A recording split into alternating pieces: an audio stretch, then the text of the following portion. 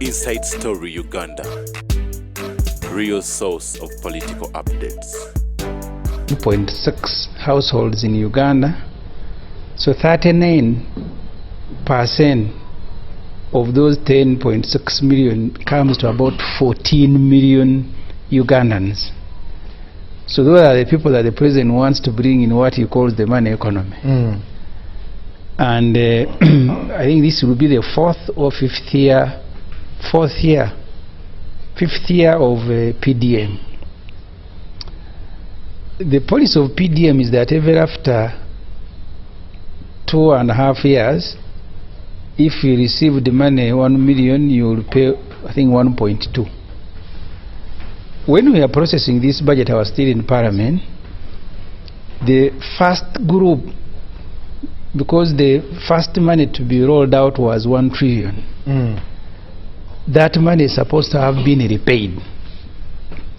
When you read the report of the Auditor General, I think the Auditor General says they have repaid 9 billion, but Finance says they have repaid only 1.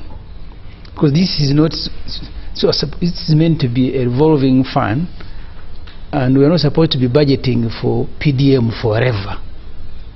So the first trillion that was dispersed, by now it was supposed to have been recovered. But only, according to Auditor General, 9 billion, according to Finance, about 1 billion point something. That is one measure for me of success or no success of PDM. But also when we are processing budget, we realize that actually domestic taxes are not growing. Instead, it's international taxes, if you look at this budget. And then the question was, if PDM has transformed households and they are doing very well, there must be a corresponding growth in consumption and therefore domestic taxes, because you're going to be taxing these people as they consume. They take more sugar, more beverages, more cement, more everything. But the domestic taxes are not growing. So those are supposed to be the measure. Because this government of Kabyanga, the moment they release money for them, they will celebrate that. That used to happen even with the NADs. When they distribute seedlings, they will tell you how much tons of seedling they have distributed, not the production. Even PDM, the success is not in how many people have now moved from poverty to, the success is how much money we have distributed. Even you are quoting 4 trillion. We should be quoting success stories. I see the president, and I know even tomorrow he will. He keeps broadcasting the same images of success stories. I went to India, in Goa. If you go to a village of people who run those cottage industries, almost every home will have one.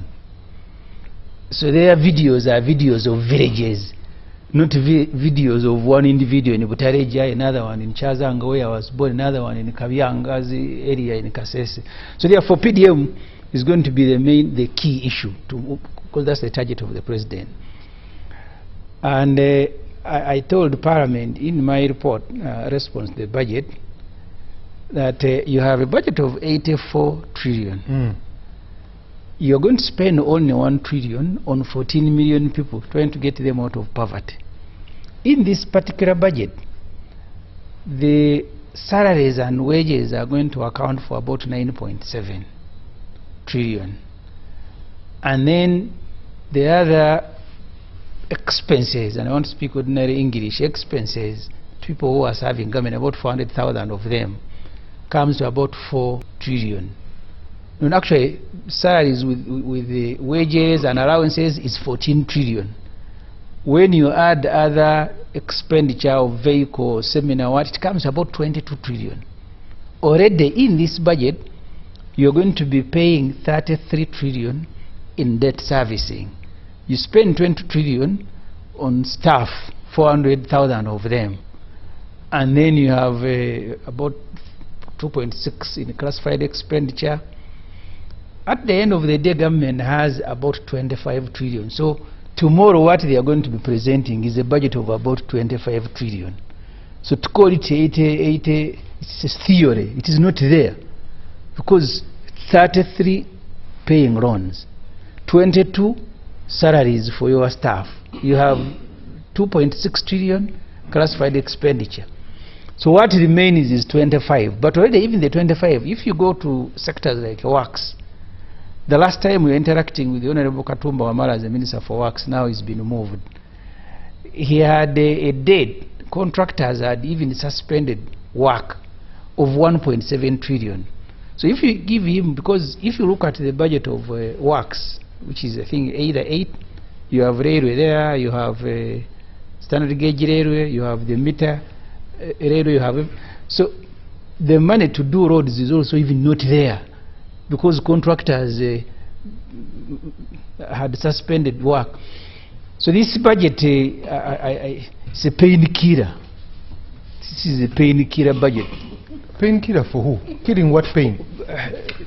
You see, if you have a cancer patient and you don't have the appropriate drug, you can give Panadol for him to live another day. To just relieve them of the pain? Just relieve him of the pain until tomorrow. So that's what the president is going to be presenting tomorrow, a painkiller. They speak about transformation. I was reading the report of, the National Development Plan 4. National Planning Authority is telling you that we've moved from about 54% to nearly 70%. That's the cost of administration in Uganda. Cost of administration is going to about 70%. That's why I'm calling it a painkiller. The people you want to remove from poverty, you will not move them. You're going to have the same beneficiaries with their names written in this budget. When I was making a response, I said, guys, look, debt servicing, whose debt are we servicing? You're going to pay Congo, you're going to give money to Pineti, you're going to give money to Amina of Atiak. They have just even given 900 billion through a supplementary. You're going to give all these President Museveni's friends. They are the ones who are enjoying this budget. So the ordinary Ugandan expect a painkiller tomorrow. If you are poor, you will remain poor. You go to health, go to education. When we are doing education, the human resource in the education sector, you can't find money to hire teachers. See, I'm happy to meet a lecturer here. You go to universities like Busitema, their staffing levels are 10%. And that's why the IMF in their latest assessment on Uganda are telling you that the productivity level of Ugandans who are in school today will not exceed 39%. The world average is 50%. You go to health, Murago is operating at 49% human resource. It is worse in other regional and general hospitals. So please, if you are going to be on UBC or any radio, wait for your painkiller tomorrow. That's what your president will be presenting it to you, to live another day. If God willing, he allows other people to come in, then we will begin dealing with the cancer of Uganda's economy. Honorable Semuju, before I leave you to come to Julius, the numbers that are being thrown around, and I'm glad you said 1 billion has been recovered or 9 billion has been recovered, but since Youth Livelihood Fund, Bonaba Gaggawale, government keeps talking about how much money it's putting there, but it's not talking about how much impact this money is having. Why has government become a credit facility? It's okay to have a cheaper capital for the rural people, for the poor people, but this capital is not demand driven. Yes. You've not met people who are saying that in Chazang, I grew up in a village. We used to grow maize and beans, and the first thing we do before selling and eating is to store and keep in good conditions the seed that we'll use next planting season. Now everybody in Uganda must depend on government. Of course you want improved seeds. So government is not identifying. That's why I've been representing a constituency. You come to Chireka. Chireka as a parish is more than 100,000 people, and then you bring 100 million, which is a business of one person. And they say, okay, in Chireka we've dealt with you. So no study was done. And this government has been very generous with information. They will tell you that PDM, the implementation started before the completion of the study. They didn't even know who was supposed to be a beneficiary. Even as I speak to you today, in all their reports, they will not tell you that these are the beneficiaries, and we can track them with certainty and say these fellows were poor, now they have moved from poverty to this. But these are campaign So the amount of time and money these Kabyangas are spending on radio singing on top of their voices about PDM, it is more of a campaign slogan than an economic intervention that is meant to. When Museveni came here, in my village, he was distributing tractors and Tata lorries written on produce for marketing, produce for export, and they were identifying bigger farmers. Now they just throw inputs to anyone. Where I was born, they brought cows and I don't know whether it is nuts. These exotic. Gave to someone who has never kept a rabbit and gave him a cow. Within 2 months they were dead. There are other people who were involved, they didn't qualify. So these things are not demand driven, but when you're in a campaign you want to reach everybody so that you enhance your popularity. So that's the purpose that this PDM is serving. I want Kabyanga to tell me at what stage were the studies when the implementation started. Not even at 60%. So the studies are ongoing, but the implementation has started. Now, in their own reports, finance says 1 billion recovered. They were supposed to recover 1 trillion. What Tajano says is 9 billion.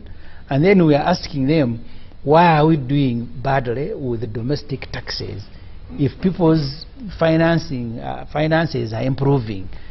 Corresponding, the domestic taxes are supposed to be improving as well. Okay, thank you. Julius, let me come to you. Honorable Semuju has called it a painkiller of the budget. But give us the actual. What is there actually to spend and where is it going to be spent? Thank you. The budget, it has a number of things to spend on. And I think one of them, of course, is the PDM that we are talking about. There is money for small and medium enterprise recovery fund, around 100 billion, I think. They have put money for large commercial agriculture farmers.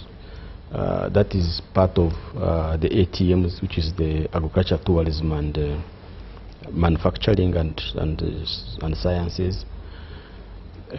So, I mean, the things are there in the budget for to benefit from. If you go to roads, if you go to energy, if you go to, I mean, monies are put there. So the resources are there. But I think the fundamental question is how we turn these resources into, how we can benefit from these resources and that our targets can be achieved. So the story of PDM is a story of like all other projects, that sometimes we conceive a very nice idea, but when it comes to execution, that is the problem.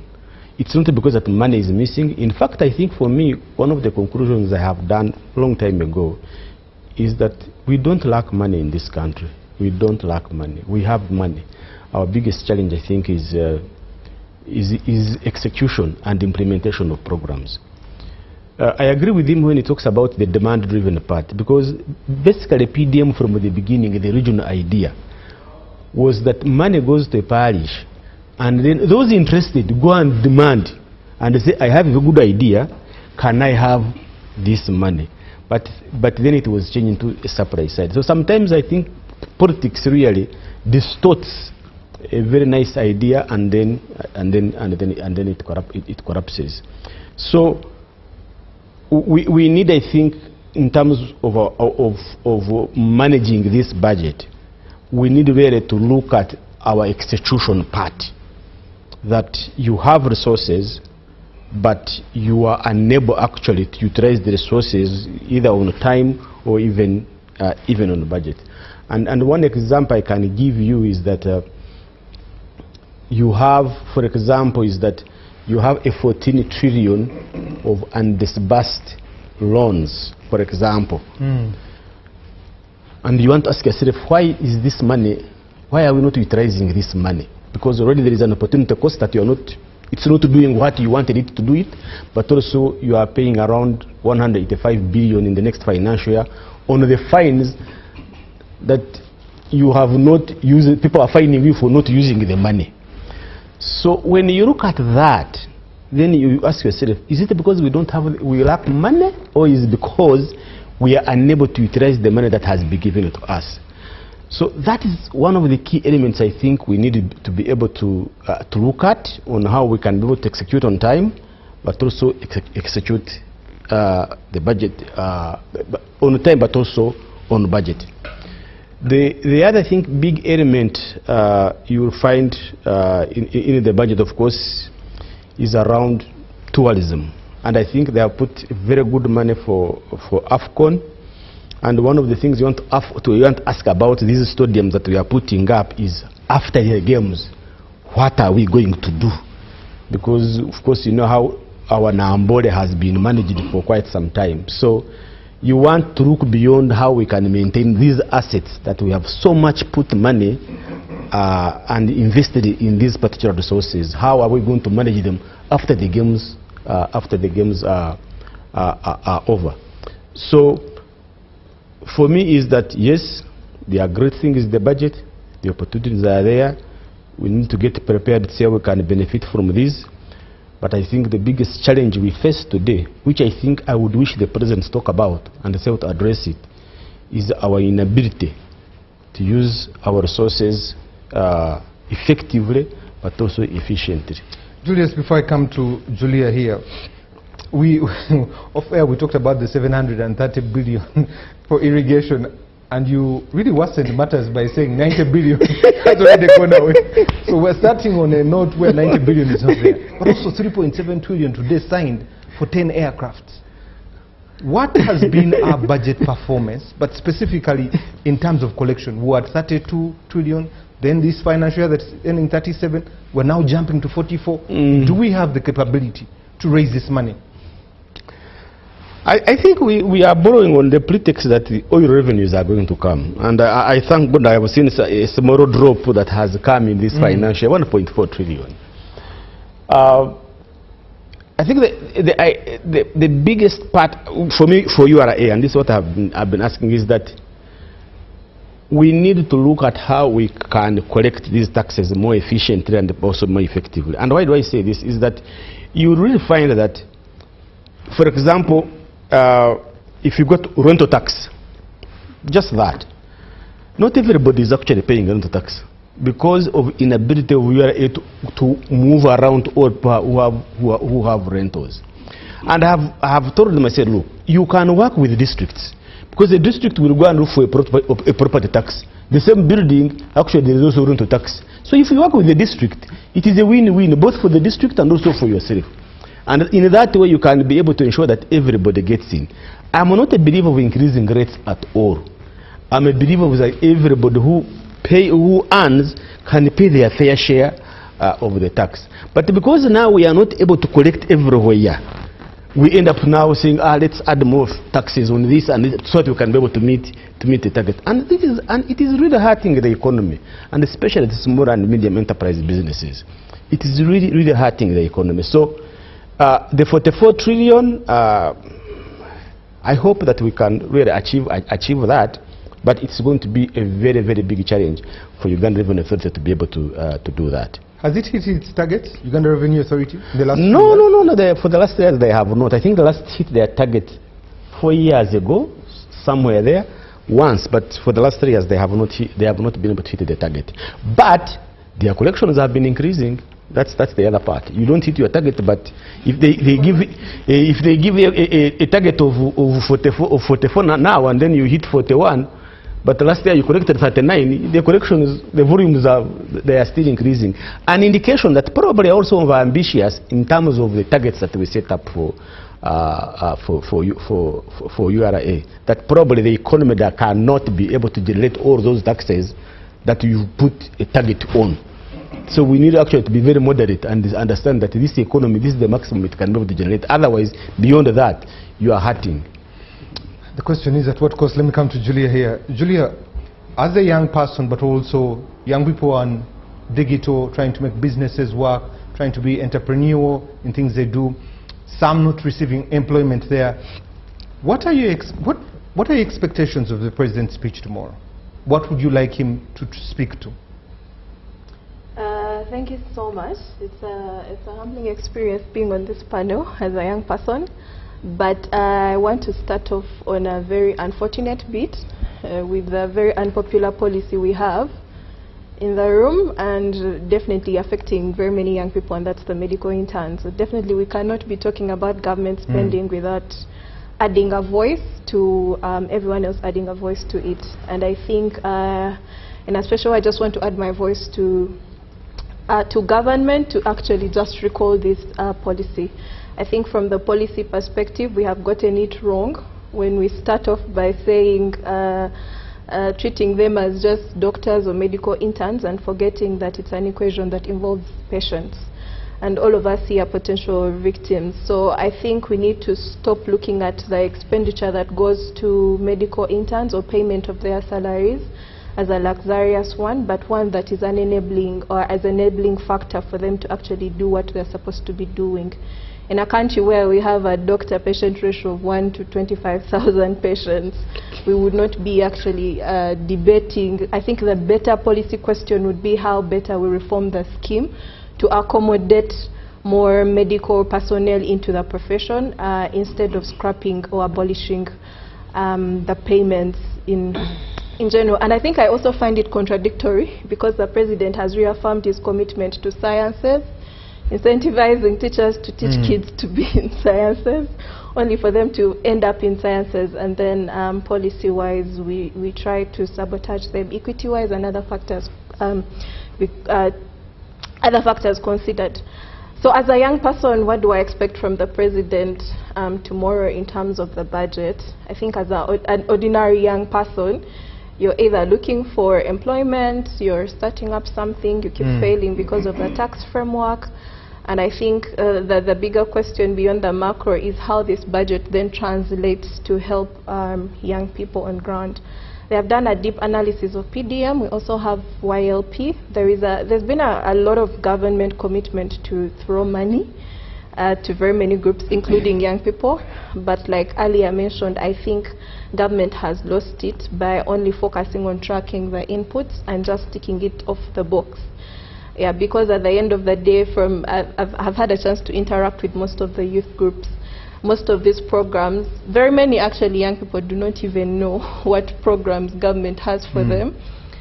I also learned recently that government, I think, has some money for young people who want to do large-scale agriculture in UDB, something of the sort. So government allocates money for very many youth programs that the intended beneficiaries, one, do not know about. But secondly, even if you know about, we know what usually happens, that in the end, the beneficiaries, the ones that take advantage, are usually not the ones intended to take advantage of the existing programs. So I think in this financial year, we hope to see government actually take a very strong stand on making sure that they either put into place the robust monitoring and evaluation frameworks to make sure that we move beyond just giving young people money.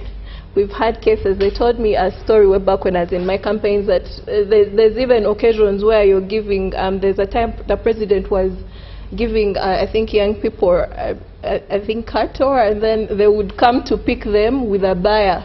So you're giving them something to start and maybe multiply over time.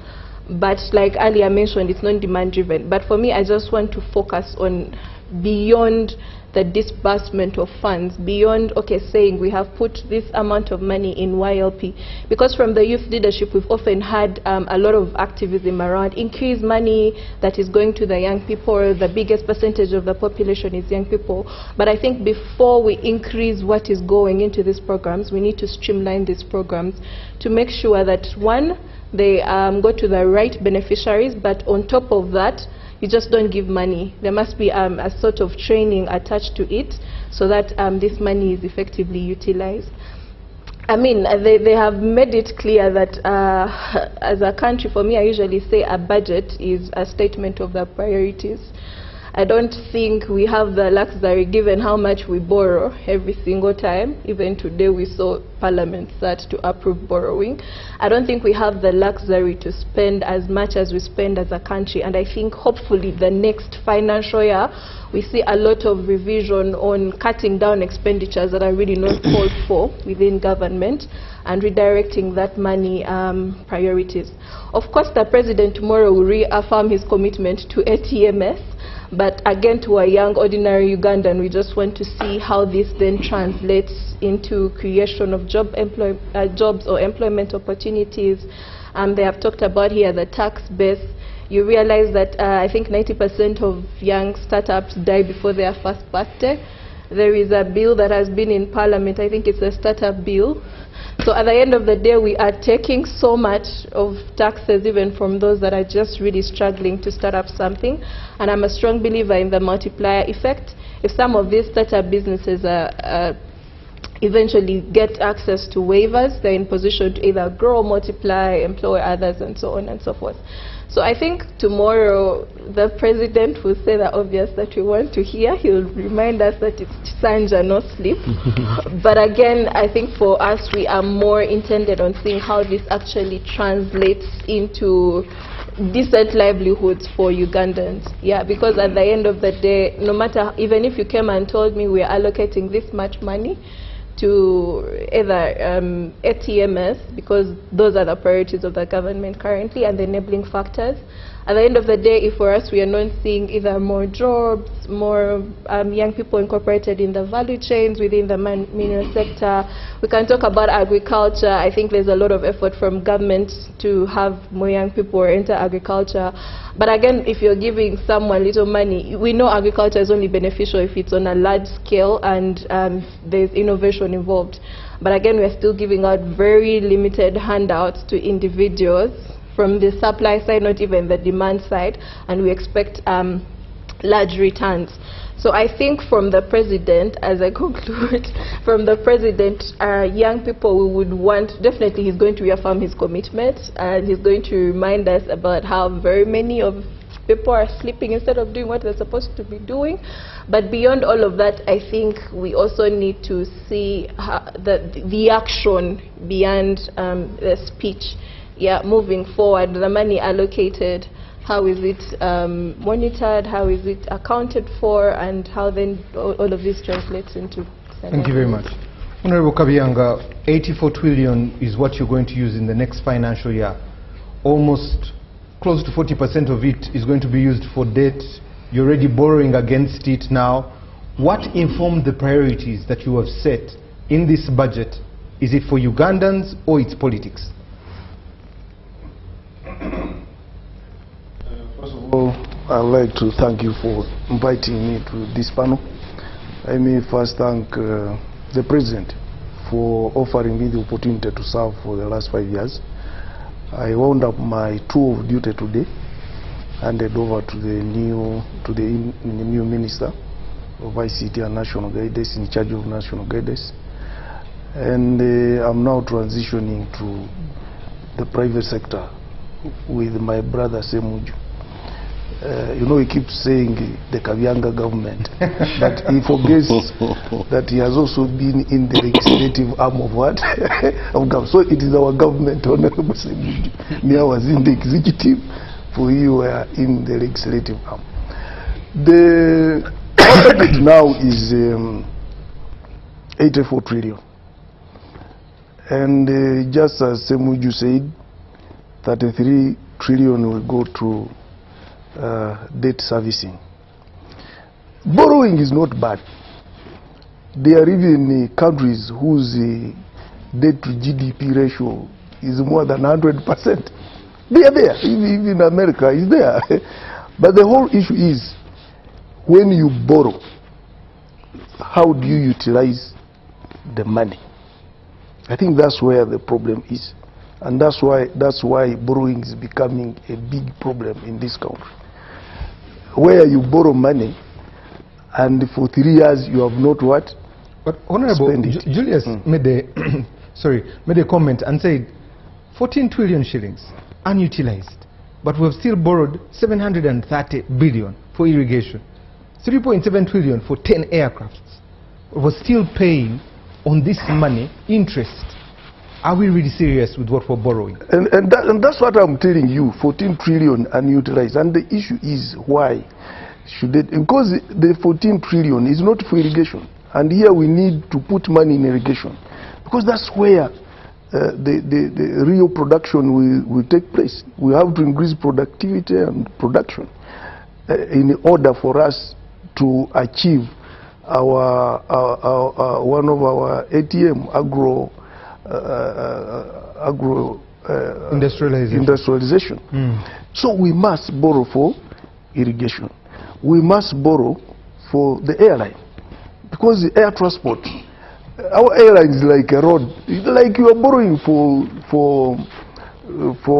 the standard gauge rail, and therefore you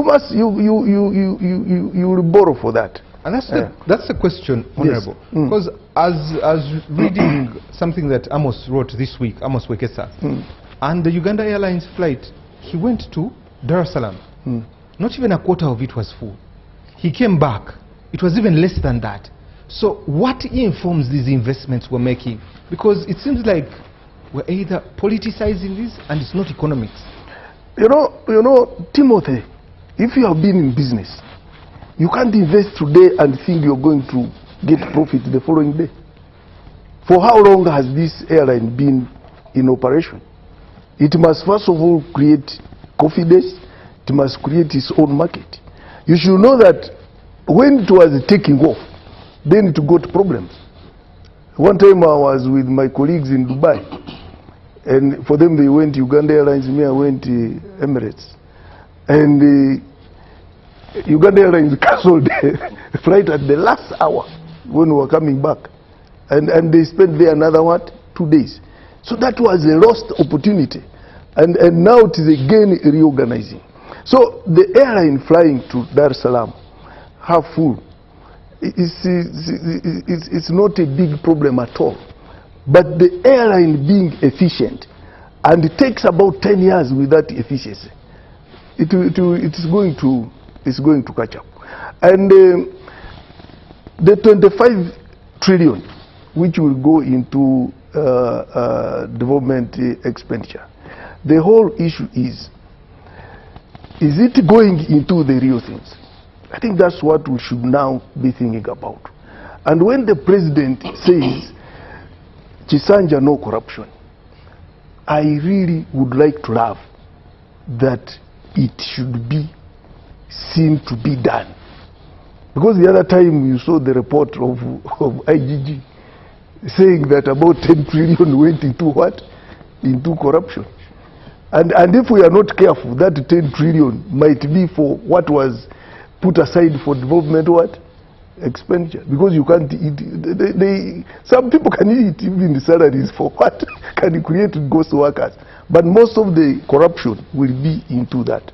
And that's where now we should go and see that this money which we have put aside, the 25 trillion, really translates into real development. There must be efficiency, there must be transparency, there must be honesty in expending this this money. Then there we are going to get what we want. The Honorable Semuju talked about PDM. Yes, PDM so far I think we have dispersed 4 trillion in 4 years, because we started late because of COVID. And now only 4 million people have benefited out of the 14 million, and have received out of the what? Out of the 14 million, which implies now we have to put in more money, because even if we start recovering all, we still have some 14 million to do what? To support, and therefore we need to put in more money. And studies are, because now, for instance, when PDM started, there was an oversight on urban authorities. Now, like Semuju's constituency, PDM was a problem because it was basically somehow tailored around agriculture. And now you go to Kira municipality, and you say now who will invest? Probably the only activity that you can invest in is probably poultry, and now the guidelines have changed for urban authorities. So all those are challenges which we have met on the way, under PDM. But PDM is a very, very good strategy which we need to support. And Semuju only sees what the president shows. But Honorable Semuju doesn't see what UBC shows. You know, UBC has been showing more PDM success stories than what the president shows. Because the president only shows a few clips because he's having a speech. But if you follow UBC mainly, they are giving so many success stories of what? PDM. But also, there are problems in PDM. There are people who have been given money and have squandered it. And there are also parish chiefs, these committee, circle chairs who are also squandering money. There are even some people who didn't receive all the 1 million. Some of them got 500,000, some of them got 800,000. When you interview them, you meet someone somewhere has already fleeced them. All those are things which we need to work on as a country. And it needs collective responsibility. You can't fight corruption alone in this country. If all of us don't rise up and say, enough is enough, we are not going to, we are not going to do much. But recently, I also read a report by the outgoing Minister of Gender. I realized there's a lot of social funds in the Ministry of what? Gender. A lot. It's even more than PDM. And all those social funds, I had never known that all those social funds are in the Ministry of what? Of Gender. But I got time to read through that report. And I realized all this money, which is in gender, if we add on PDM, I think this country would be moving at supersonic speed. But obviously the president, tomorrow, he already has set 3 targets. And all his speech will be tailored to that. The tenfold growth strategy, the double-digit growth, and bringing everybody to the higher middle income status. And that budget, if you look at it, and the budgets that will come in 5 years, they will all be tailored to that. And my only prayer is that as Ugandans, if we borrow money for irrigation, like the loan which was presented today, let us put it in irrigation and be very efficient and transparent. Otherwise, it will also go to the waste and we shan't get what we want. So what we need is this money translating in real production, in real development. And Honorable Minister, before I get to the Prof, Honorable Semuju mentioned it, not demand-driven. Julia mentioned it and said the impact. You're very good at giving us the numbers of 4 trillion has been dispersed to 4 million people. Where are the numbers of impact? But you know, I don't know what they mean by not demand-driven. Because when we are designing any project, we have already made a baseline survey. And we already know what the people want. And I think when you say what is the impact, there are reports so far under PDM. I think one of these days we should invite Garabuzi here, and then he gives you reports of the real impact of what? Of PDM. Okay. Yes. Thank you. Prof, let me come to you. Yes. This past week, Her Excellency Hassan Suru was in Russia, spoke of 8 areas she wants to partner with Russia, but also was realistic enough to talk about economic growth. Said Tanzania's economic growth is at 6.3%. If it went any further, it would be 6.4%. With these ambitions of 7–10% growth, 500 billion, tenfold growth, aren't we biting more than we can chew? No, the growth in Uganda is going to come from oil largely. If you go to the trajectory of countries that have grown, they've attained a 10% growth rate for over a 10-year period. But Uganda is not China, Uganda is not Japan, Uganda is not Korea. Policy-wise, we're doing very, very well. the Uganda government, 1987, I think I've mentioned this, we agreed to have a free market economy. And we liberalized the economy. We have set everything in place to make sure that we are driven by market forces. It has had challenges. The challenges are, one, about 30% of, I think 25-30% of the country's GDP is still non-monetized. That gives you now the 13-14% tax collection on GDP. You cannot collect more than that because that 30% is not monetized. So your GDP, your tax collections can never increase. So your priority, which is the Ministry of Finance keeps on saying, is monetizing that component of GDP which is not monetized. So that is fine. However, 70% of Uganda's population relies on agriculture, and they are illiterate, unfortunately.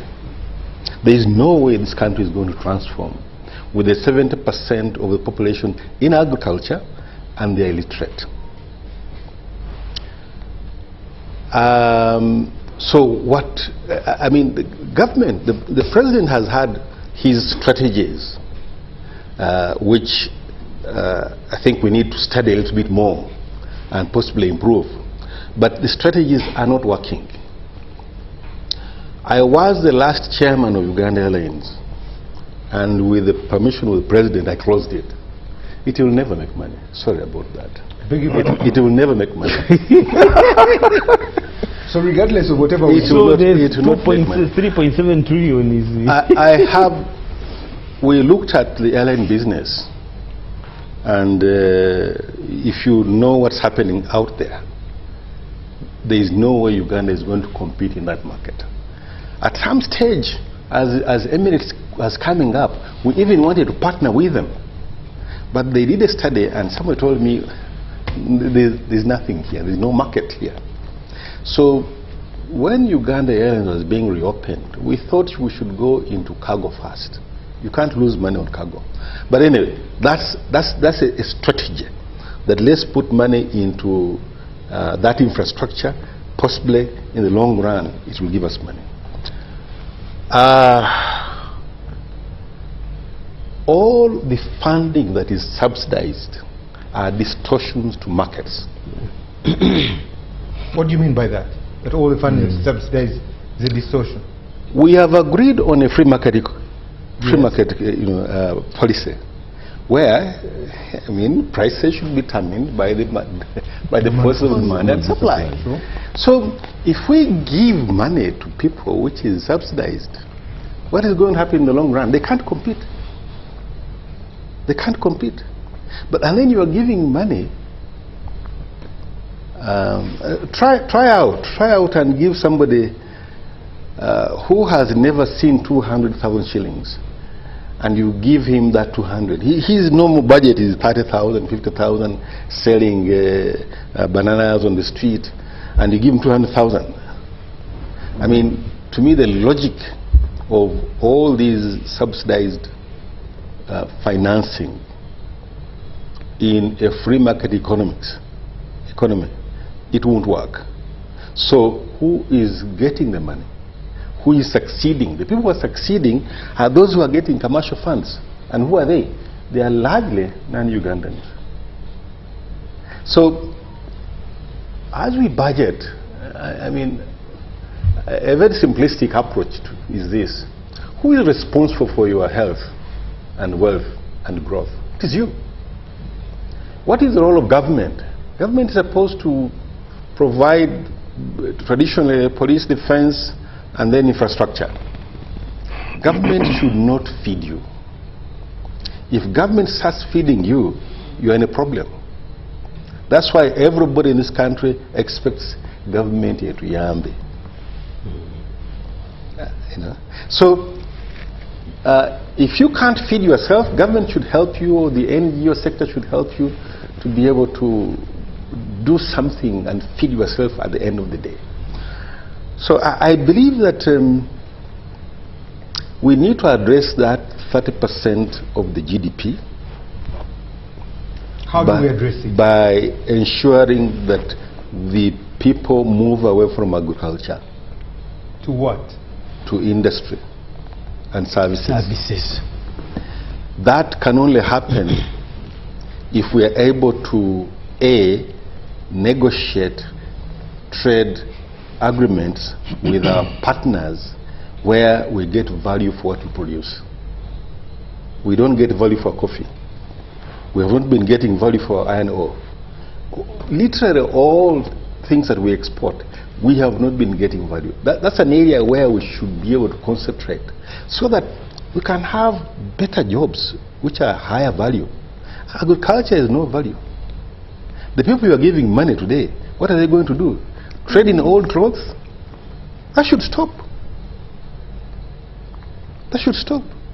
So if we can target getting that 70% of the population from agriculture to services and industry by fixing trade relationships, by looking at BRICS as one of the new areas to be able to take our coffee, by improving our productivity with making sure the electricity is working well. I complain literally every day my electricity is off for 22 hours a day. There is no way I'm going to be able to be competitive. I think this somebody there's somebody who is this young man who was he didn't go through, but he is selling his maize meal because of electricity. Lucy? Yes, Lucy. And he's saying literally everybody, and he says for you to be able to make money there, you must steal electricity. Now these are basic issues which you must deal with. I think to me where the budget is going is the plan of government, because the budget is a quantification of the ideas and plans of the leaders. But we need to be able to ensure that the collection we're getting is much higher. We cannot, for the last 20 years, we have a budget deficit. So the money we are repaying in terms of loans continues to increase. Until the last 2 years or so, we have been importing goods worth $6 billion and we export only $2 billion. KAO has been giving us $1 billion. So the deficit of $3 billion every year, where we import thread, all those kind of things, has been funded by IMF. You can't continue like that. There is no way this country will transform. So we need to address that basic issue of getting people out of agriculture to industry and services. And that is something that needs to be looked at much more closely, so that our percentage of tax to GDP can increase. If you put that 30%, monetized it, and you may be able to collect another 2-3% in terms of taxes on it. So we still need a lot of work to think through how do we address that problem. Otherwise, the expenditure, the money that's being spent today, is being spent on the priorities as seen now. And the question which I think colleagues have raised here is that if IEG said 10 trillion is going to corruption, this country, I think, I'm not sure how much they've collected last year, possibly 30 trillion. 29. So if 10 went into corruption, we have a problem on our hands. You painted a gloomer picture than we already had. Let me read some messages. Good evening, Timothy. This is Monica from Adjumani. According to me, the budget shows increase in spending in several sectors, but success should be judged by the outcomes rather than the amount spent. If public service improves and develops targets are met, Uganda is achieving more than it had bargained for. We are simply spending more than we have. Okay. Good evening, Timothy. PDM money has no impact as far as development is concerned. We are just wasting more MPs in the canteen. than those that are in the plenary. So, you have, I'll be very quick. Special meals and drinks, 539 billion. Travel inland, 1 trillion. Travel abroad, 207 billion. Fuel for the vehicles of big people, 515 billion. Donation, big people now want to donate 196 billion. You have no money for intern, about 23 billion. 28 billion. 28 billion. But there is money in the budget for donation, 196 billion. You have gas. I have never seen this before. Gas, firewood and charcoal, 17 billion. You have beddings and clothing, 176 billion. Official ceremonies and state functions, 29 billion. Maintenance of vehicles, you have 236 billion. Vehicles for new MPs, 166 billion. Buying vehicles, replacing the ones that have grown old, 232 billion. Furniture and fittings, and I want you to walk to Parliament, 84 billion. Because you have a new Parliament, I had furniture in my office and they told me it's beginning of it, and they were taking away the furniture. Me actually wanted the old furniture than the new one they were bringing. I said, no, me, I still want this one. So there is money for furniture, and even if the furniture is still okay, because there is money in the budget, you throw it in the corridor.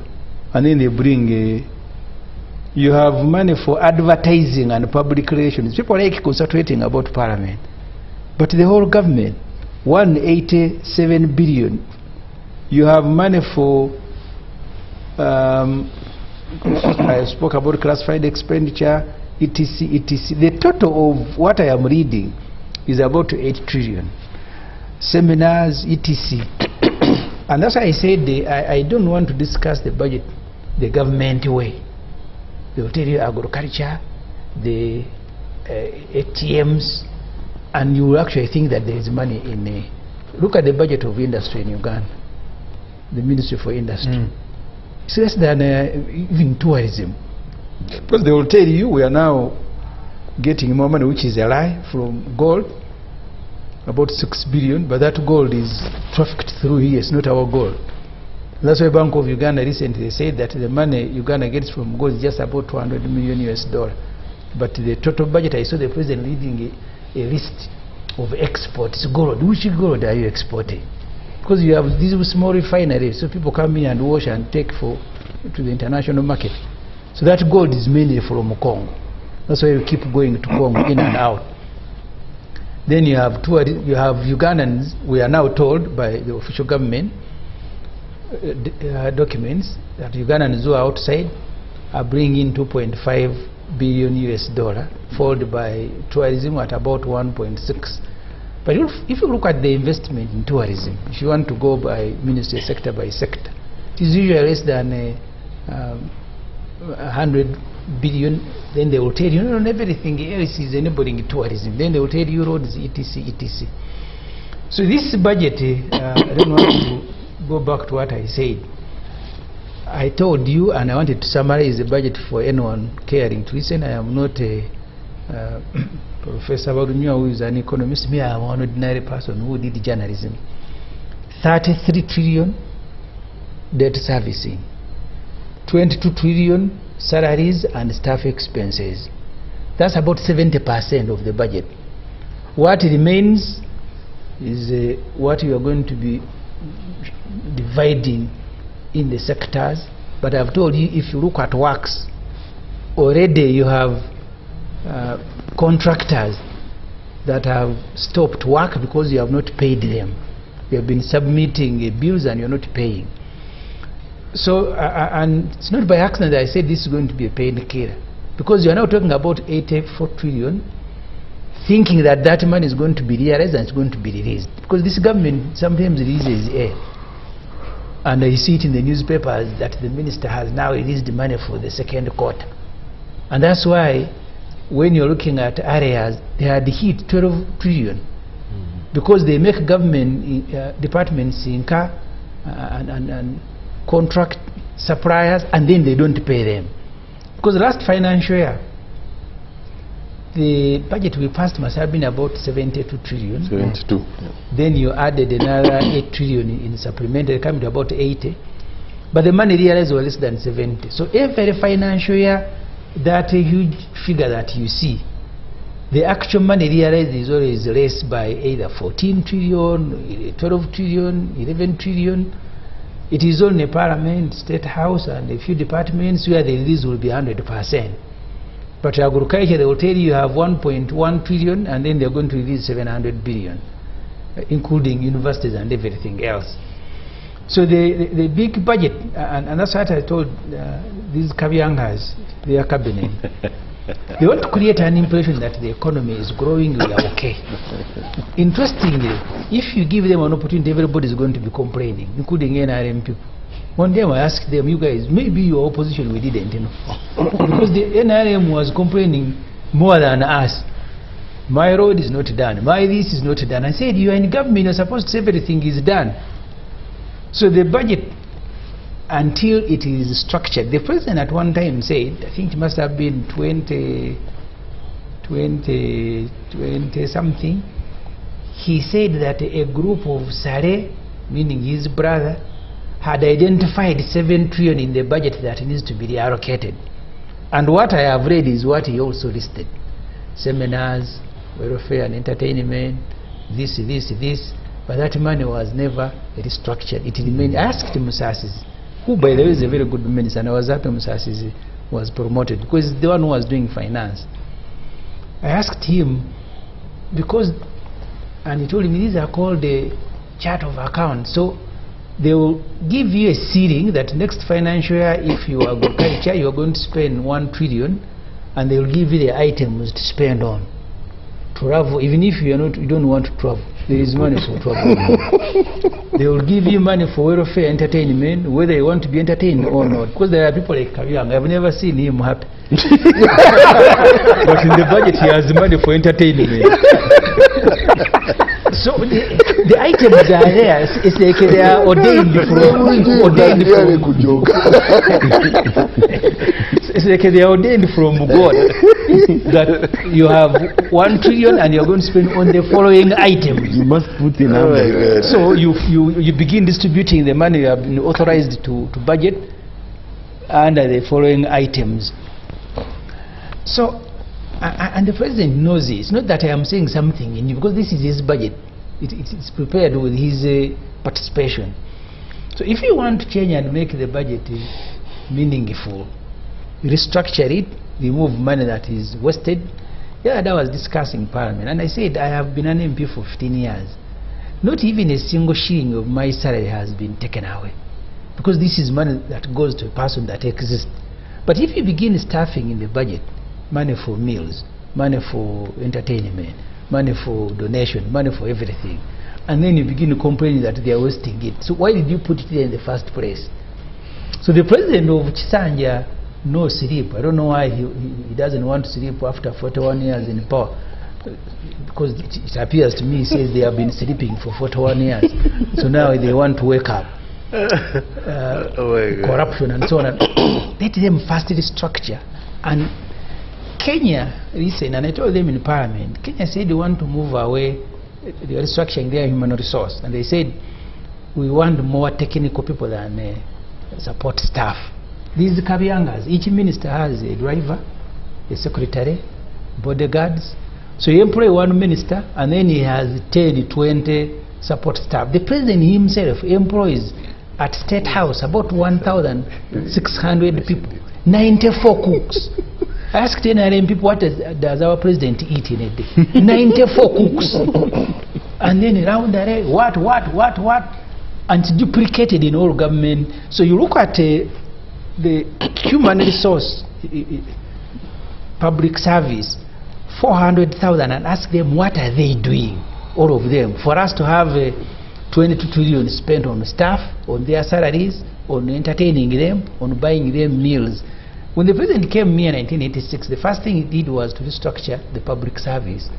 Today the public service, I think people, even if you don't know, because I looked at the the list of staff which they provide together with the budget of State House, you have Butcherman, you have Catherine Kusasira, they are the one who are supposed to advise your president. So, the level of abuse, Kaviang, you have abused people. You go and collect taxes, because next financial year you are targeting to collect about 30. You've increased money on fuel, which certainly will increase money on production. You have increased money for people who are moving money, using mobile money and so on and so forth. So collectively you go and pick money from. They have even developed a new app, these people in government. They said they now want everybody to be buying government bonds, including your grandmother in the village. They will be using mobile money to buy. So they want to go direct and pick money from your grandmother's pocket and then come and use it for entertainment, for special meals. Why don't you restructure the budget, spend money on the industries? So the ATMs that you are talking about as a slogan, as PDM, because just interrogate each. How much money are they putting in ICT? And how much taxes have they imposed now on ICT related? How much taxes? Then you look at the money they are putting in tourism, because they want to develop the economy, tourism, agro-processing, and so on and so forth. How much money is in agriculture? I don't agree with Professor Barunyo that people cannot develop through agriculture. I don't entirely agree. I was in the Middle East. Saudi Arabia wanted to begin growing food, and they told them it's going to be very expensive if you do it in Saudi Arabia. They identified Uganda, Ethiopia, and I think Djibouti. They wanted to bring money here. But this government of Kabiang, their ministries, they spend a whole year discussing how to help Saudi Arabia grow food here. Then they went to, I think, Djibouti and I don't remember other countries. The Middle East, that desert consumes a lot of food, which they don't grow. That's where you have an advantage. You have 10.6 million youth who are aged 18 to 30. They are in Chireka discussing Arsenal and Man U every morning. If the industries haven't developed, why don't you utilize them in agriculture? They will go there and dig and process, because they can easily walk in. This country that receives the highest amount of rainfall in the world, irrigation is at 1%, and they are borrowing money. The Minister of Finance recently did a study, because in every budget you will have external funded projects. Next financial year it's about 11 trillion external funded projects. The recent study by Finance of 50 projects externally funded, 46 out of 50 had delayed or even stalled, including the Ginger Expressway. We borrowed money from African Development Bank, about $300 million. That money has remained there for 5 years. Look, here, not very far from where we are state parliamentary building, started in 2014.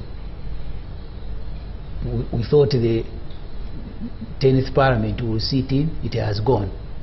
The 11th parliament has gone, they are still constructing.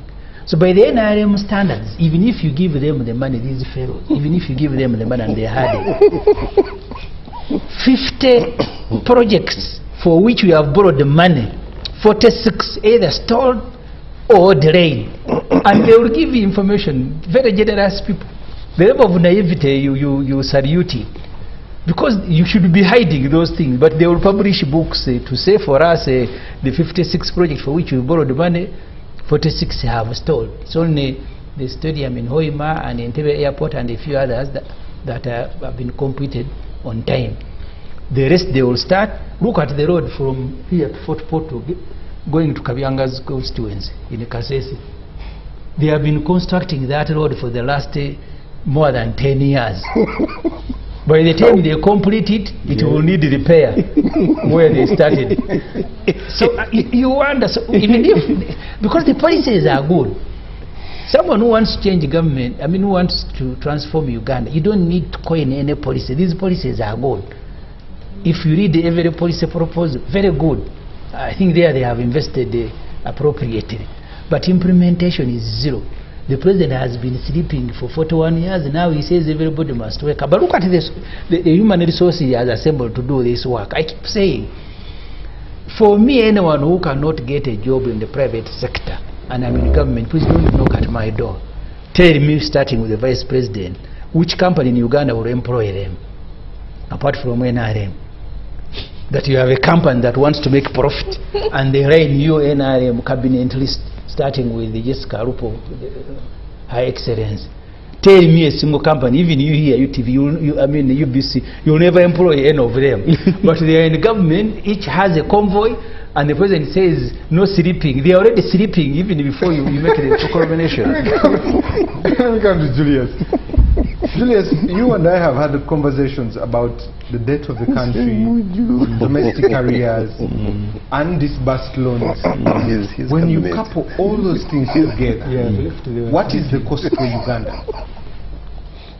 Yeah, I mean, the cost is really there, and I think you want to look at these numbers. And I think today morning I was trying, somebody also tickled me and said, I said, oh, we are going to have 14 trillion in interest payment, but we are going to collect 39 trillion in terms of revenue. So all that has already gone, because we are able to collect and we must pay. We must pay that. So right now I think we are saying that around 25–26% of the amount of money we collect from URA will directly have to go to payment of interest, and this is above the benchmark that we gave ourselves. And you might want to say, forget about this. What do we look at? The impact on an ordinary person is that as you try to struggle so much to meet your debt obligations, certain things will have to give away. For example, if medical interns, for example, that's what we're talking about, that you don't have money for medical interns because already your fiscal space in terms of meeting your debt obligation is so skewed to the extent that you can't cough out the 23 billion required for the interns. So you remain with two choices. Either you have to increase the tax rates, and I think Professor has demonstrated that it is going to be extremely very difficult to improve our tax to GDP ratio. So you have to look at the tax rates we have and say let's increase them, or you have to go and borrow more. So you are in a catch-21 situation about that. But I think for me is that we don't need to go that very far. One of the things we think about is we need to stop and start afresh in terms of our budgeting, and probably some of these excesses in the budget can get away.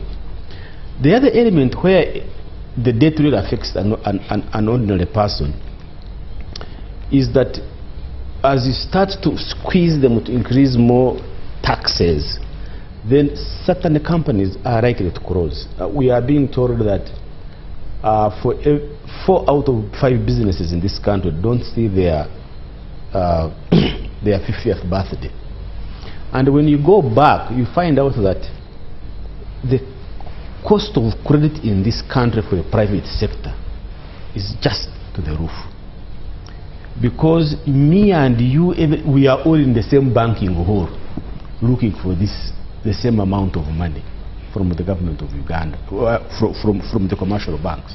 So the interests are so high because we are competing with the government. There is, I think, it's Bank of Uganda, I think, came up with information that actually we take more than 86% of the credit allocation in this country, 86% go to government. So they have almost completed all of it. So the little that remains, now the banks really are beginning to increase the interest payment. So that crowds out the private sector.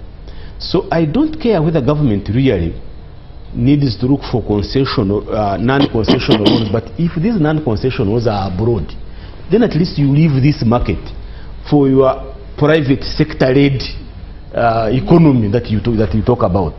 So that becomes a very huge impact. But also something I think which Professor has mentioned and that has attracted my attention. When you begin to subsidize, because remember, what we are saying is we are borrowing very expensively, and we are lending out to these smaller groups at an affordable price. We are distorting the market. I don't know how we are going to do that, but really it is also distorting, because now people actually are not. You are waiting for three things. Therefore, even if you don't have proper books of accounts, even if you don't have a very good plan, you are likely to be able to get this money. So innovation is actually you kill it very quickly. So we need to find out how can we ensure that our economic empowerment programs really do not heavily distort the market.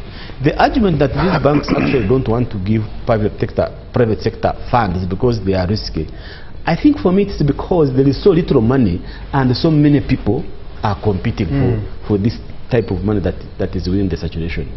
The other part I think for me is on the domestic areas, is that we really keep on, if we don't pay the private sector for giving us goods and services, we're really killing the same cow that we are trying to milk to get revenue out of it.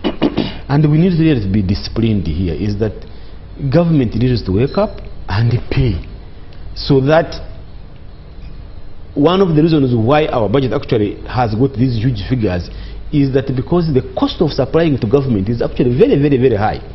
You find that a pen like this from the same supplier being supplied to different departments of government, it has got different prices far above the market price. And the suppliers are telling you it is because it takes so long for government to pay. And that is costing us in terms of the budget allocations, but also even the private sector, because if it takes long to pay, the guy is likely to close his business because he cannot pay his employees, he cannot pay for the bills, he cannot pay for rent, because all the money is stuck in the government. So I think for me, really, I'm looking for the president really tomorrow to be able to speak to these things very directly. Julius, before I leave you to come to Julia, the domestic areas, about 14 trillion there. And the government this financial year was giving out 1.4 trillion shillings. It has then dropped to 600 billion. What informed this deduction? No, they don't want to pay. Really, for me, they don't want to pay, because if they were able to get money, they don't want to pay, because the money is not there. I mean, if really the government was an individual, by now it would be in prison. People would take it to prison.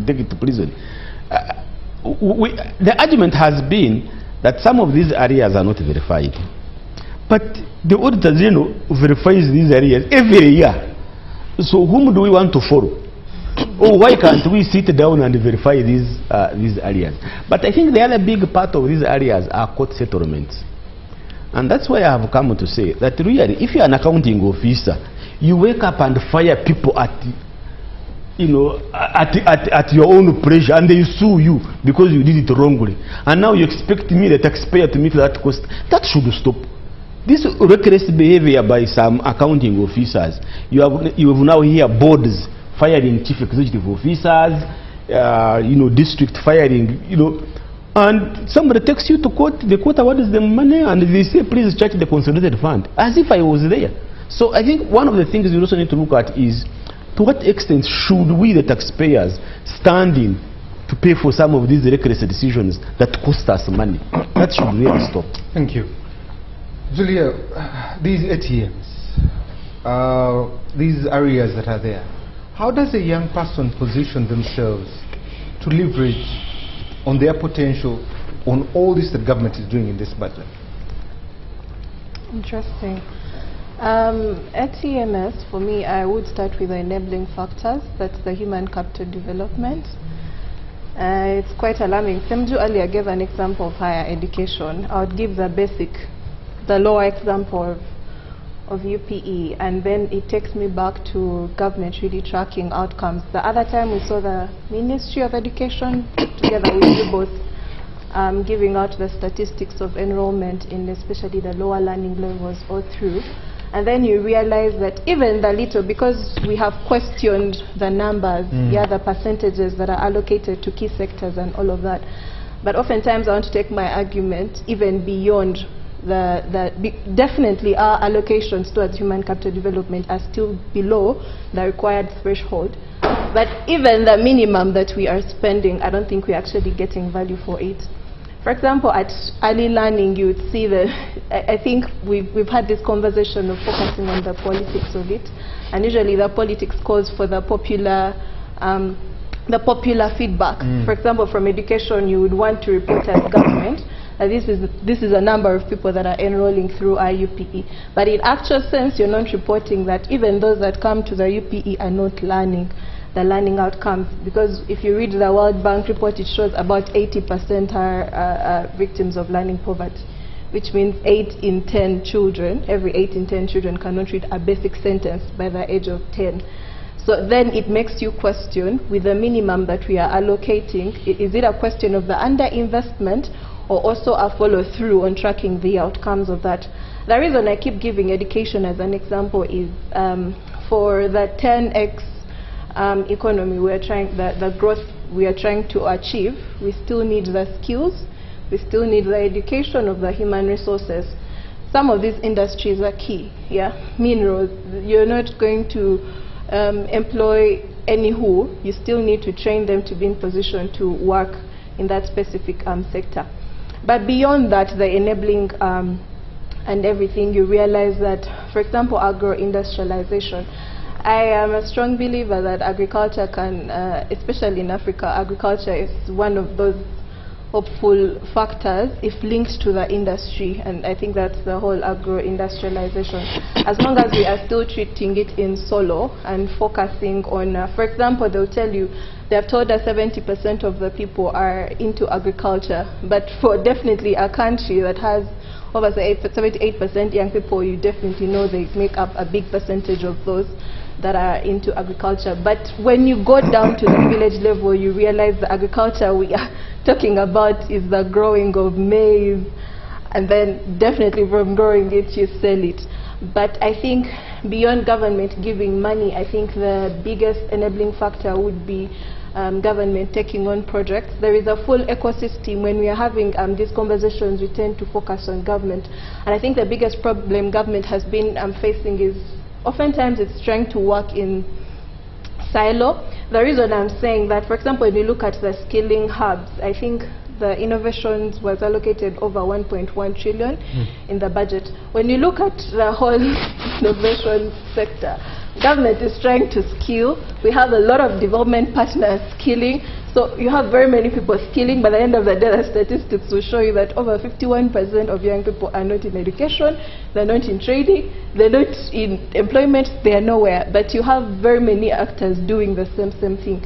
And you have in government spending where it would have, for example, collaborated with an actor, and then either they share the costs or have something implemented. So I think moving forward, government must also, from the young people's perspective, because young people do not have the same competitive advantage to compete for either the licensing in minerals, so you know for a fact that government has to take deliberate steps to establish quotas either along the value chain for young people to benefit. But beyond that, as I was talking about agriculture, we realized that we need to also move beyond just giving them the seedling and giving them the 1 million to do something in agriculture, because for a fact it can only be beneficial if it's done on scale with a lot of innovation and the value addition that we keep talking about.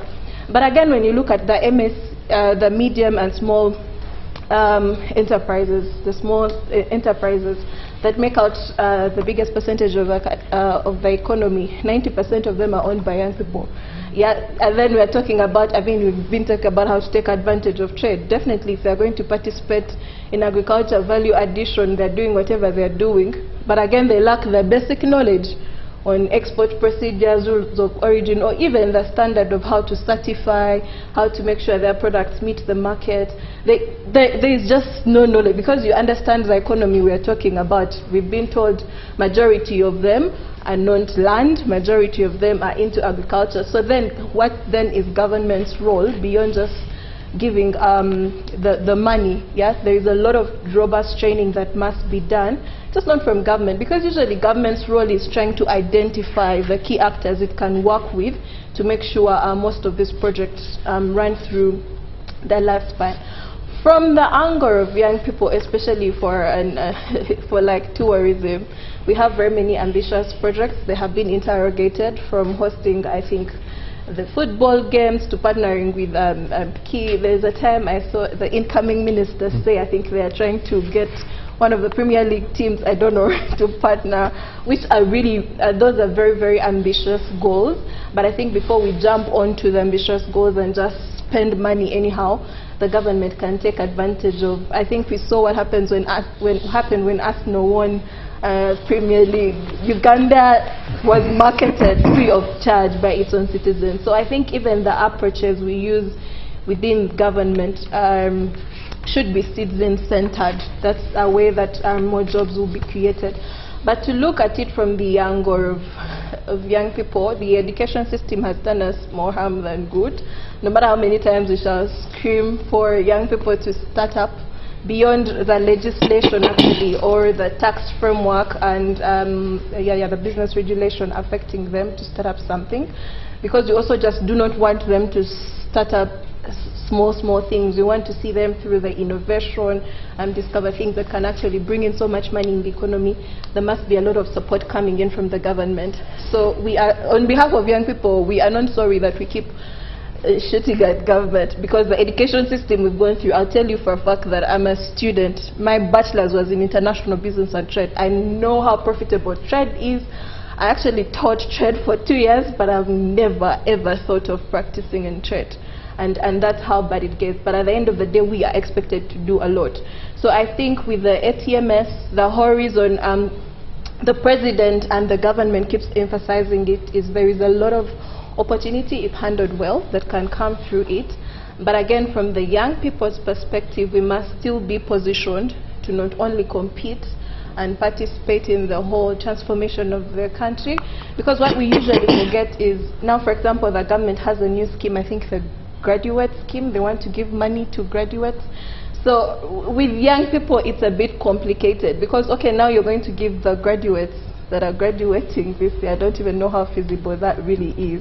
I think it brings us back to it's just the focus of, okay, we've given this number of people this amount of money to start up something, without actually addressing the underlying factors as to why even those who have access to capital have failed to thrive, or even those that have access or that can start up very beautiful innovation things have failed to actually succeed. So I think from the government perspective, there's a lot that really needs to be to sit through and change in a way or two, to have an enabling environment, because I'm a strong believer that young people in this country are highly innovative, they are creative, they can really do so much, but I think what is missing is the enabling factor and the political will from the government to actually enable.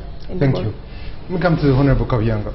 Honorable Semuju talked about the 80 standards. First of all, let me first tell Semuju that I'm always happy.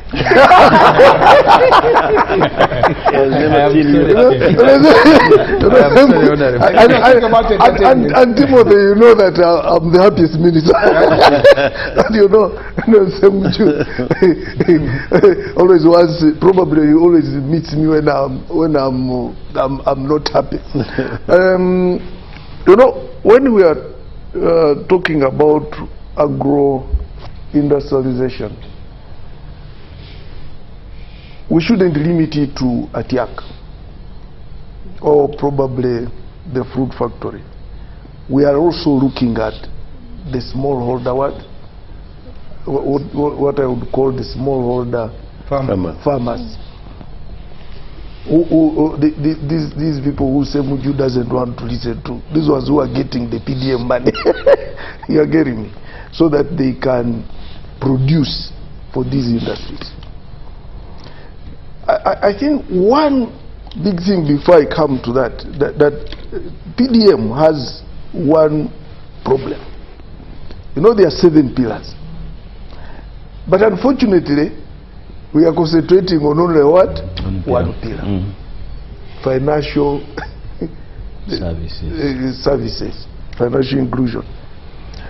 But what the professor was talking about, that most of these people in agriculture are illiterate.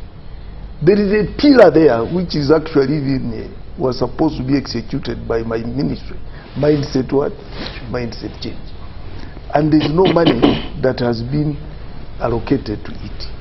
We are concentrating on financial inclusion. But actually, what should have happened, the two would have been done concurrently. And if we had done that, it would have solved the problem which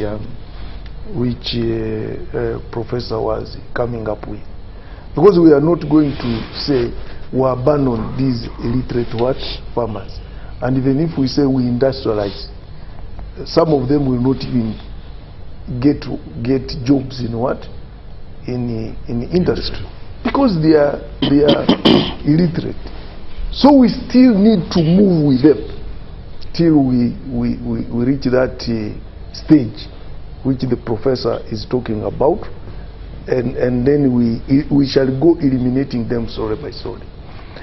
Now, when it comes to the fruit factory in Soroti, the biggest problem are the fruits themselves. At first, people went into fruit growing, and there were a lot of fruits, and then the factory was not functioning at its capacity. So I think people lost a lot of produce, and some of them even cut cut mangoes, cut the oranges. 2, we have some other problem in this country. Some of these factories need homogeneity, sort of. If you are going to use pineapples, those pineapples must be of the same species, and probably you even assure they are the same size. Now those are some of the challenges which we normally get. People just see mangoes, but the issue is there's so many mangoes you are seeing cannot even blend, and then it becomes a big problem. But now government is putting in a lot of effort to see that the fruit factory can start operating, and they save those farmers all the losses. The Atiak factory, I went there I think last year, at the beginning of last year. I had ideological orientation training in Agago, and one of the projects we visited is Atiak factory, and I found there one big challenge. You know, that place can be hot sometimes, and therefore for us to produce enough cane for the plant to start functioning well, we shall need to apply irrigation. And that was one of the biggest problems. But cane is being planted. So you mean we didn't know that that place is hot? No, now those are the things I'm coming up with. Cane is being planted. They had put up dams. And see, if the minister can allow, just a second. This guy of coffee in Ntungamo, Inspire Coffee.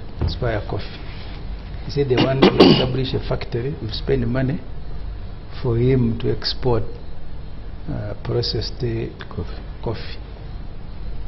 I am told people who consume coffee, the smell you cannot produce coffee in Tonga. By the time it reaches Italy, it has lost this. Even the arguments don't allow us to do aroma. that. So they have said now he wants a runway. So we are going to produce the most expensive coffee in the world. After giving him money, he now wants a runway to begin exporting coffee. Our agreements with the European Union will not allow us to export processed coffee. What? So The the Honorable Kayanga, sorry. no, I was looking at sugar. You see the price is very hot. So when did you discover that it is hot? No, that's what I'm coming. That's where I'm coming. But now they establish big dams to capture water, and so far a lot of planting is ongoing. But they are also trying to see whether they can tap water from the Nile, so that we can plant more canes and to be able to support the plant. There were also issues, obviously, with the UDC. Is it UDC, I think? Because the proprietor wanted to buy direct. There were issues of procurement between the proprietor and the government agency which was executing the project, and that one also took a lot of time to resolve, because the proprietor wanted to buy direct, and now the agency wanted to follow procurement and then get supplier and the like. So that one also took a lot of time. But now all those things are being what? Are being sorted. And I think very soon we shall have sugar from Atiak. For Honorable Semuju, you know, you always throw camaraderie in everything. The issue of a runway, that one was discarded. Because when he came up with, you know, the proprietor, Tugume, is a young man with a lot of ambition and so many projects at the same time. And the president, that one, he said that runaway is not an issue now. Let us concentrate on processing the what? The coffee.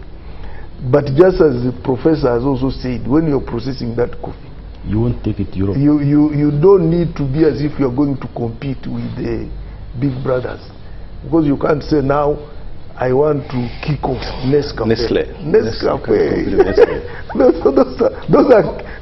Those are brands which are. Let me ask a question. Sugar, the weather,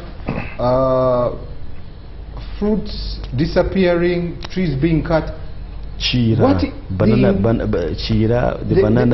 Yes, bananas, then there is coffee. What informed this feasibility study? Because they were not there. Wouldn't an industry of sugar be preferred in the eastern part of the country? Wouldn't coffee be preferred in the central region or in the eastern of Mbale, Sironko? What informed this? Because you seem like you didn't envision these challenges and you were shocked by them. No, what I think what we are trying to do as government is to see how each region should have some projects that can really serve it and attract. You know, some of these projects attract a lot of other things like employment in a place, and therefore that's why some of those projects are started in those regions. That's why even industries are being decentralized. Has been very negative with the sugar cane growing in Busoga. So it will now develop actually. I think it's not really very negative about sugar cane growing. Go into fishing, go into this. So after sugar cane failing in Busoga now it will. It's only not. I think Professor Badu Nyazisi comes from Busoga. I sit on the Marivan board. So exactly. I'll tell you. Yes. But it's not really very negative. But for him, he thinks some things like sugar cane growing probably. I think it's about his biggest problem is on rice. in wetlands. And the sugarcane growing, I think Professor Valunya must be having a lot of information about it. It also has its own cartels, which have been working towards making it unprofitable for smallholder farmers to benefit. And I think that's where his problem is. But let me widen the conversation. The president has talked about 21 products to be put on the market. He even increased them to be 31, says they're projected to be 50, said we leave the 3 T's and the 3 C's. What informs this agriculture idea that government has, and where is the feasibility to inform it? Timothy, this is an agriculture country. We can even produce 100 what? products, if we are really very serious. But let me also tell you one thing.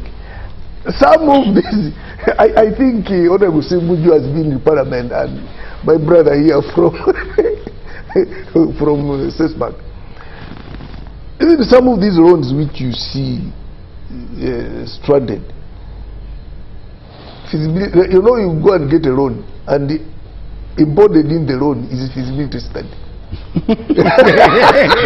You're getting the problem. And me, that's why, and me, I'm from government. I can't shy away. You're getting how do you get a loan and then embedded in the loan you say you're going to make a what? That's where the problem is. And I think Professor Baluna, you know, has been a consultant. Those are the things they are finding in most of those loans which are stuck. Because, and the issue is, what informs you to get the what? That amount of loan. That is the biggest problem, Timothy. And that's where the problem is. And what now we should do is to really re-examine ourselves. And all that, actually, I call even that one corruption. We should really re-examine ourselves and say, if we are going to get a loan, let us start with the what? Feasibility study. Okay. So that we know what we are getting a loan.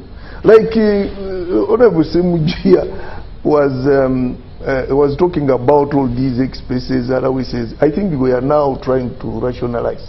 Now no more public celebrations.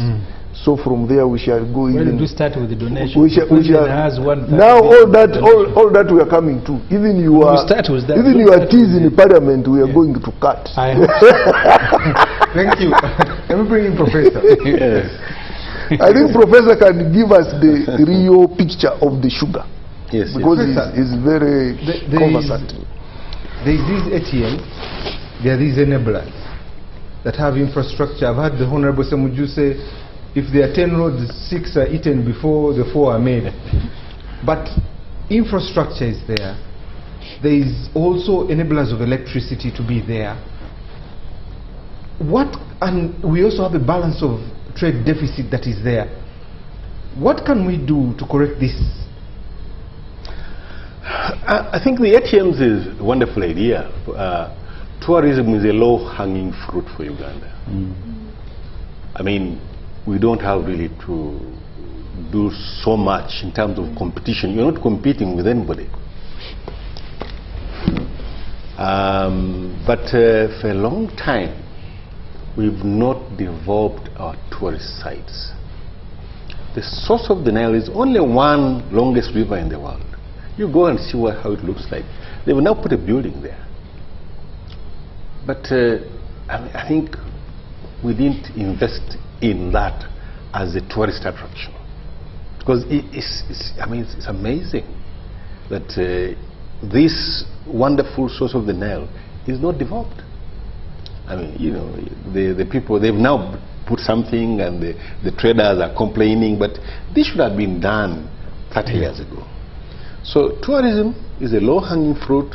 It's something that needs a bit of teaching, and it will work. The other areas in terms of agriculture and the minerals, there is an ideological issue. Government has not resolved whether it is pursuing a policy of private sector-led growth or it should have government in it. So the projects that government is funding, I think right now they've kind of sorted it out. Go to UDC. Go to UDC. I mean, look at Uganda Clays. They need some little money. And it's one of Uganda's indigenous companies. It is listed. It should be funded. Nobody's funding it. And yet, it continues to produce. But it's because of the lack of resolution at the ideological level. That is identifying where we should put the money. Busoga has 8 sugar factories. 8. Yes. 2 things. Of those 8, there's no government money in it. Other than, I think, possibly the loan that was given to the Marivanis that time, long ago, some $50 million in the 80s. The rest have been established by the private sector. That's fine. Let's take agriculture, let's take sugarcane as belonging both to agriculture and industry. And what is the problem? If you have less than 10 acres of sugarcane, you will never make money in sugar. You can't. Same is true of maize production. So, when I was saying let's abandon, I didn't say let us abandon agriculture. I'm saying the people who are in agriculture are illiterate or semi-illiterate. They are using production methods which, cannot compete with anybody. Our productivity is so low. The cost of borrowing is, for those who are in the formal sector, is very high, by the way. Yes. Because our interest rates are 17%. And usually, interest rates should be inflation. The bank rate, central bank rate, should be a few percentage points above inflation. Inflation in this country has been between 3 and 5% for a long time. Yeah. And so bank rate should be about 8%, and the commercial bank rate should be about 10-12%. But minimum is 17%. And what is the problem? We're inefficient. As a country, we're inefficient from the financial perspective. So we are lending money to the private sector at such a high cost. And then you bring in, you distort the markets by giving these other guys money either free or at 10% or 6%. So the day they succeed and get into the open market, they'll be blown away. So agriculture, yes, you need to have people to have slightly larger farms so that they can be able to have higher levels of productivity. I mean, with less than 10 acres of maize, of sugarcane, you won't make the money. So let these people leave agriculture and go to industry, but they can only go if they're educated. Yeah. They can only go there if they're educated. And then the other problem is, I've told you here that 70% of Uganda's population who join P1 don't make it to P7. And these are about 20 million people or so today. Now, in terms of business, in terms of entrepreneurship, the entrepreneur is somebody who generates innovations. Okay? Innovations create industry. Now, if the entrepreneur is illiterate or semi-illiterate, cannot use this phone to generate new ideas for business, for better business, what kind of business are they going to have? They're going to sell old clothes and ride on border. Border is very expensive as a means of transport. Very expensive. As a country, we are very inefficient in terms of transportation. So we need to address the ideological issue that where should government participate and what is the criteria, so that we do not fund what is it, attack? I remember I think when this lady was starting this factory, I knew I related with her very well. She started, she was, I mean, very ambitious, very hard-working lady. And I think at some stage she realized it was too much. That's when she went to government. And of course, the president, in his usual way, if there's a project that he feels can be supported, he'll support it. But now that is where the ideological issues come in. Now, the Sorot Fruit Factory is also a mixture of ideological issues. You have a Korean government giving equipment, you start a government company to run it, and the private sector is supplying the fruits. There's no way it will work. Absolutely. These two don't, I mean, with due respect, that arrangement, let this go either to the private sector completely or to government. Again, an ideological issue in terms of decision. Government should be very firm on which areas should the government go in to support, and how do we select those projects. That is something which the ideologues in NRM should be able to finalize.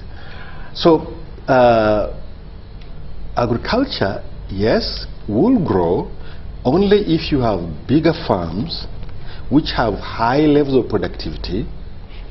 And if Luz is going to sell his factory because of electricity, it is telling you about mechanization. You know, today, I mean, the mechanization level has gone so high. The Industrial Revolution in 1760 mechanized agriculture production. Today, we still use a hoe in agriculture. There is no way we shall be competitive. And a bottle for irrigation. Yeah. So, so in the minerals, I think here the president has done very well.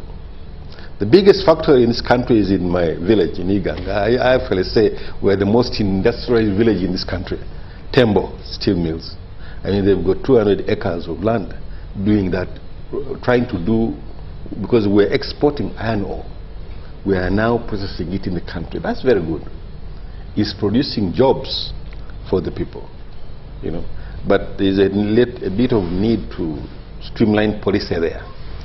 I've seen technicians, some of our engineers in that factory, but most times they come from India.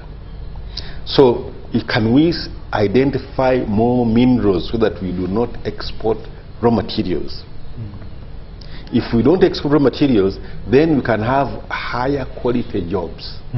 But remember, the people are not literate. That 70% of the population is not literate. So even when the jobs come, Interesting, you said they are not literate. Yet the most recent report shows literacy has gone up to 84%. But some messages here. Literacy is just reading sentences. Remember, well done. Let's sort out the literacy thing. Go to the Ministry of Education website. We were here discussing it. It will tell you that the people who make it in, who get to P7 are between 25 to 35% of those who enter P1. This year I was a commencement speaker in one of the universities, and I realized that 70,000 people graduated degrees, but if you go back to P1, who entered, there are 1.76 million. Wow. Let me read this feedback. Good evening, Timothy. Well done. And salam to the panelists in the studio. I have nothing much to say, but I want to congratulate Honorable Semuju for being very bold. It only takes a person that has such a mind to be able to call out the things that are happening in our country, the transparency and everything. Surely Uganda's parliament and the citizens will miss him. This is Ramadan from Palisa. Okay, thank you, Ramadan. The biggest problem of our country is corruption, quite deep-rooted, and therefore no matter how massive the budget money is, unless the management attitude changes, we shall not expect any different results. This is Alex from Fort Portal. Okay? Timothy, thank you very much. I want to thank the Honorable Semuju, but also I want to let him know that the budget on entertainment means buying water for the guests that come. Okay, interesting. When you buy food, you contribute to the people. I am Dr. Clifton, coordinator of PLU and in the division of Ibanda. Okay. Timothy and the team, thank you very much for what is happening there. People in Teso have information that the factory has already been sold to a private investor. The former minister in the house is saying government is putting resources to make it function. Which information is true? What can the minister be able to clarify on that? This is Julius. Thank you, Julius. That what? The factory is already sold. The factory is already sold. Okay. Edward in Kasese says, I'm afraid not. I will not sleep tonight. The expenditure priorities of this budget, I have a kind proposal. Government, kindly copy the Asian tiger approach, and for once be honest. The Honorable Semuju and many of the people here have been honest, and we thank them. Okay. Finally, James from Gulu says, Honorable Kabyanga, to remind you that River Unyama runs right through a Tiak sugar plant. Why are we building dams there? It's the same river which goes and floods in Elegu town every year.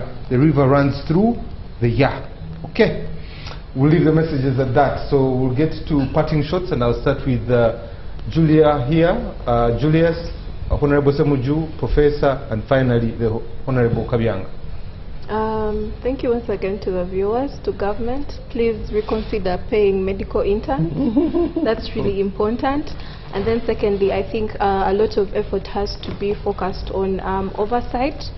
Before we scale the very brilliant ideas on paper, we need to test them and then allocate. We do not have the luxury to just waste our resources anyhow, so it is very important that this financial year, hopefully, and all the coming years, government really pays key attention on how it efficiently utilizes the limited resources before it decides on where and how to spend it.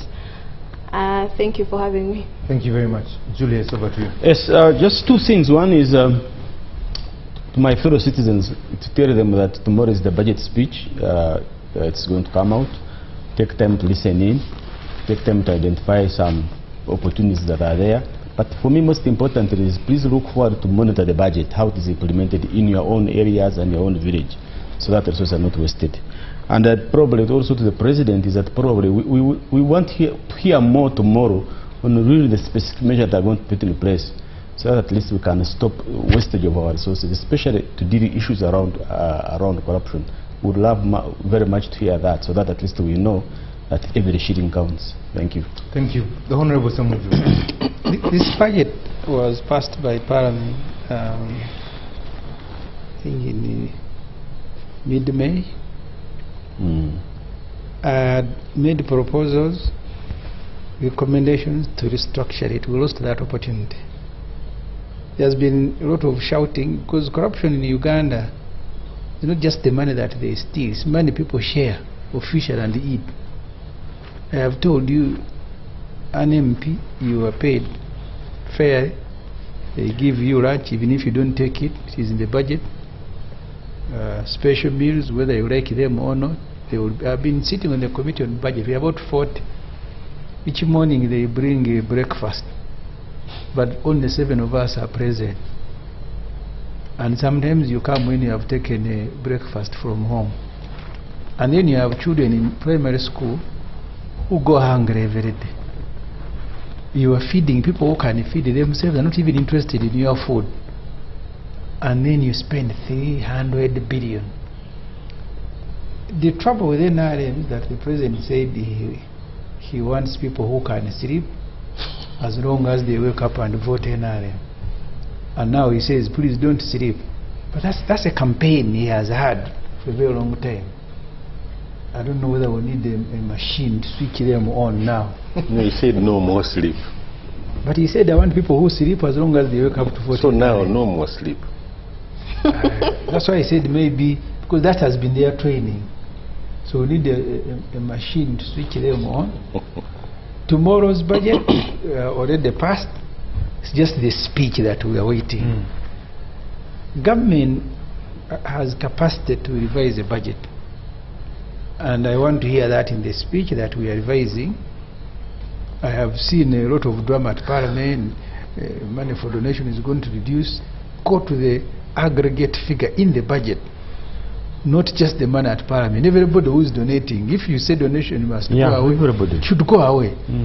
If you say entertainment, it should go away. But you don't concentrate publicity around one sector, and then the Kabyangas are still donating. I am just looking for that Museveni who used to put on a Kaunda suit and using plastic plates and buying furniture from Waise and selling vehicles to ministers.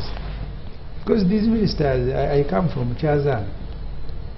Government officials are using public vehicles to go and check on their cows. That can stop. I hope so. Okay. Professor nnyo. Yeah,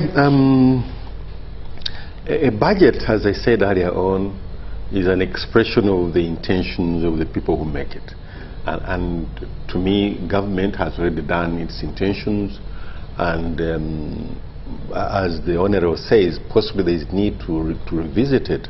But to me, government needs to think, to sort out its ideological issues in terms of ownership of businesses and funding of industries. I think the route of UDC is good. It should be emphasized, but the selection of these organizations should be based really on ideological issues. Two, there is need to fund education. I would rather put all this money into funding education so that you reduce on the literacy level, so that when you are funding business startups, you are funding people who are educated, who can then start a business that can compete. The quality of any, the most important resource in any country are the people. And that, the quality of the people in the country determines its productivity and its prospects for growth. With these 20 million people who have never reached P7, there is no way this country is going to transform. So you need a long-term projection, 10, 15 years, to be able to get people to an illiterate level, which can then go and start businesses that are competitive, knowing very well that most businesses die before they are 1 year old. So there is need to invest money in education, especially in science education, which the Prince has done, but the money is not getting there. And identify those priorities in agriculture, which can then give us, the production that we want. But we must address the infrastructure. Thank you. Electricity especially. Thank you. Yeah. Lastly, to my sister, I think the issue of interns, because it has it's on his mind. Fortunately, I was with the Minister of Health, Dr. Wayumusi, today, and I think they are going to revisit the whole issue. There are discussions which are ongoing, and that's what he told me. I think that's one of the first assignments he's going to do. On Soroti Food Factory, government has not sold the food factory, but there is a management contract with the private person. There is a management contract with the private person, but not an outright what? Not the sale. On Atiak, yes, there is a river which goes through the Atiak sugar plantation. David Madven has elected Victoria, but it still gets. Yeah, but I don't still remember the size of the farm. It's so many square miles of land where they are going to plant that the sugar cane, and that river cannot supply enough water to all that. Yeah, they have to pump a lot of water, and so that's why they have even made dams, and they are now thinking about getting water from the River Nile if they are to succeed. Thinking, they killed Parliament and took And money. the feasibility studies are already in place. And when it comes to ATMs, yes, government is going to invest in ATMs, but their enablers are very, very crucial. Because the cost of doing business here is high because of electricity. Electricity itself. The only cheapest thing in this country is labor. But when it comes to electricity,